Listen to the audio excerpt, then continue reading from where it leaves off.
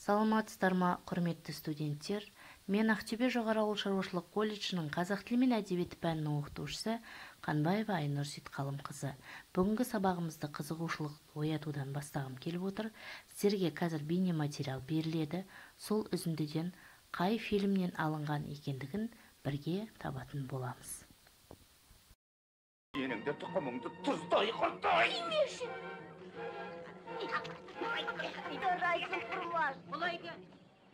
Төбелесуді білмесен қасқырдың бөлтірігінен үйрен. Апаннан ал, бер, бөлтірігіңді алғың келсе, асықтарыңды түгел қайтарып бер. Көзін ашпаған бөлтірік қолға тез үйренетті, қазен ағам айтты. Оның бәрі өзіңе байланысты. Сен бұған екі-ақ нәрсені үйрет. Әрине, бұл Мұхтар Омарханұлы Әуезовтің Көксерек әңгімесі желісінде түсірілген Көксерек кинофильмінен алынған үзінді. Бүгінгі сабағымыздың тақырыбы Мұхтар Әуезовтің өмірі мен шығармашылығы. Сабақтың мақсаты естеліктерді, қосымша материалдарды негізге ала отырып, көркем сөздің пірі, заманымыздың кемеңгер жазушысы, дана ойшыл, ғұлама ғалым, әлем әдебиетінің алыбы, қазақ әдебиетінің екінші абайы Мұхтар Әуезовтің өмірі мен шығармашылығы туралы кеңінен мәлімет беру. Ендеше назарларыңыз бейне материалда болсын. Мұхтар Омарханұлы Әуезов 1897 жылы 28 қыркүйекте Шығыс Қазақстан облысы Абай ауданындағы Бөрлі ауылында дүниеге келеді. Мұхтар бала кезінде атасының үйретуімен арабша хат таниды. Мұхтардың әкесі Омархан да, атасы Әуез де Абай ауылымен іргелес отыратын құдалы досжар адамдар еді. 1908 жылы Семейдегі Камаладдин Хазірет медресесінде оқып, одан кейін орыс мектебінің дайындық курсына ауысады.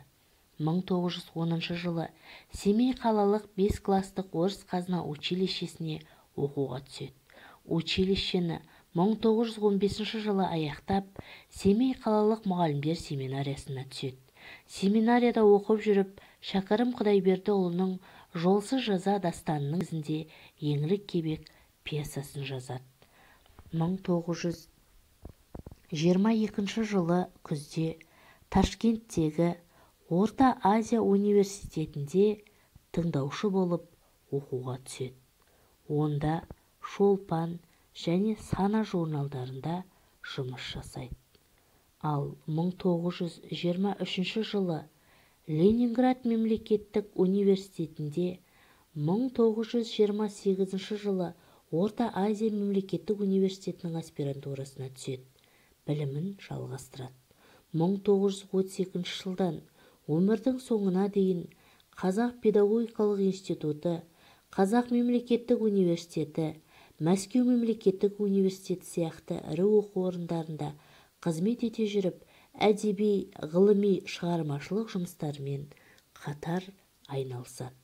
Әуезов жазушы Аймауытовпен бірлесіп Семейде Абай журналын шығарумен айналысады. Жазушының Қорғансыздың күні, қыр суреттері, қыр әңгімелері, үйлену, оқыған азамат, кім кінәлі, қаралы сұлу, кінәмшіл бойжеткен және тағы басқа әңгімелері, Қараш-қараш оқиғасы повесі, Қилы заман романы мен әлем әдебиетінің озық үлгісіне айналған Абай жолы роман эпопеясы, Хан кене, Сын сағатта, Намыс гвардиялы пьесалары бар. Қазақ жазушылары арасында әлем халықтарының тілінде көп шығармалары жарық көрген. Келесі кезекте сіздерге берілетін тапсырма дәптермен жұмыс. Сіздерге көрсетілген ақпаратты дәптерлеріңізге түртіп алыңыздар. Мұхтар Әуезов оқыған оқу орындары және жазушының шығармалары туралы ақпараттар. Ендеше сәл ғана ой сергітіп алайық. Мұхтар Әуезов туралы қызықты 10 дерекке назар аударыңыз.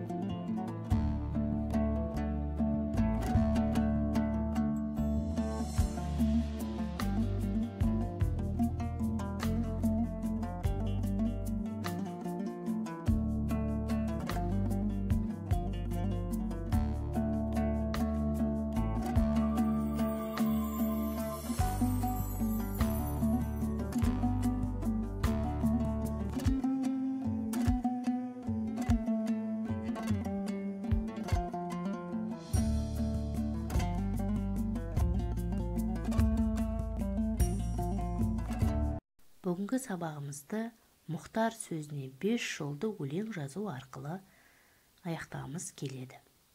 Зат есім кім? Мұхтар. Сын есім қандай? Ұқыпты, сауатты. Етістік не істеді? Тәрбиеленді, жазды, оқыды. Сезімді білдіретін сөйлем. Мұхтар Абайдан тәрбие алды. Синоним жазушы. Ендеше Абайды Абай еткен Мұхтар ғана, Мұхтарды Мұхтар еткен Абай дана. Қалайша бас имесің оған сірә деп сабағымызды аяқтай отырып, үйге тапсырма Мұхтар көркем сөздің үлкен шебері тақырыбында эссе жазу.